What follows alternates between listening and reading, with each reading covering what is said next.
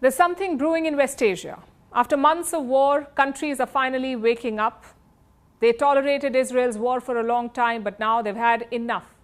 More and more countries are condemning Israel. They're also recognizing Palestine. The latest one to do so is Canada. Prime Minister Mark Carney made the announcement yesterday. He plans to recognize Palestine in September. For the reasons I cited earlier, Canada intends to recognize the state of Palestine at the 80th session of the United Nations General Assembly in September 2025. This intention is predicated on the Palestinian Authority's commitment to much-needed reforms, including commitments by the Palestinian Authority's President Abbas to fundamentally reform its governance, to hold general elections in 2026 in which Hamas can play no part, and to demilitarize the Palestinian state. Canada is not alone. France announced its plan last week. Britain announced it on Tuesday. All three of them will recognize Palestine in September. Why September? Because that's when the United Nations General Assembly will be in session.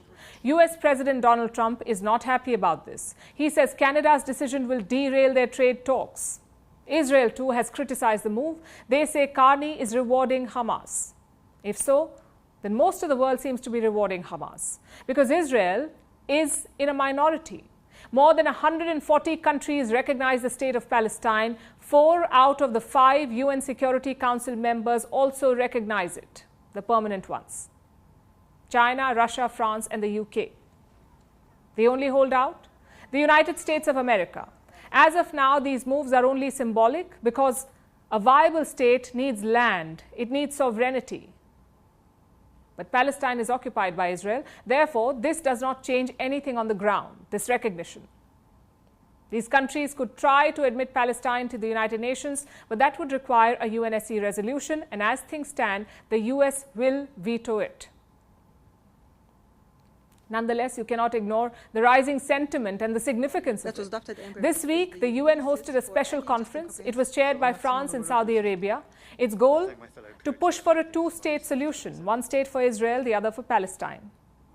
After the conference, 15 countries issued a joint statement. They expressed interest in recognizing Palestine. And this list includes countries beyond France, Canada, and the UK. It has countries that did not presently recognize Palestine, like Australia, New Zealand, Finland, Portugal. So what we are seeing is a mass movement of sorts. Many more countries could recognize Palestine before September, before the UN General Assembly.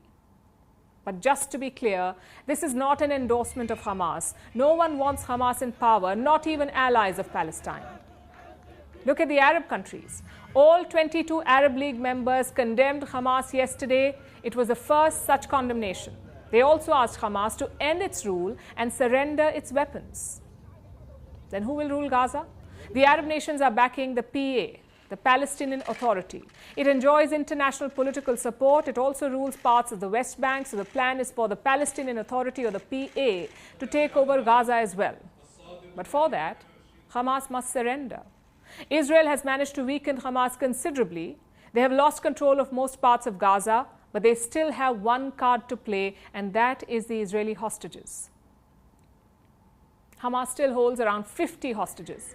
Israel believes almost half of them are dead.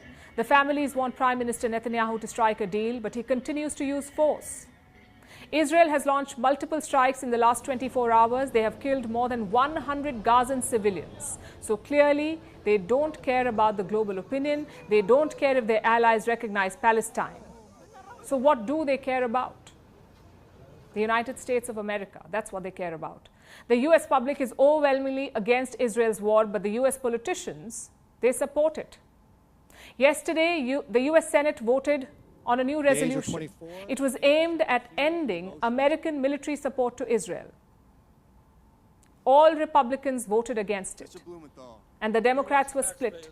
24 Democrats voted for the resolution. They wanted to halt bomb shipments to Israel.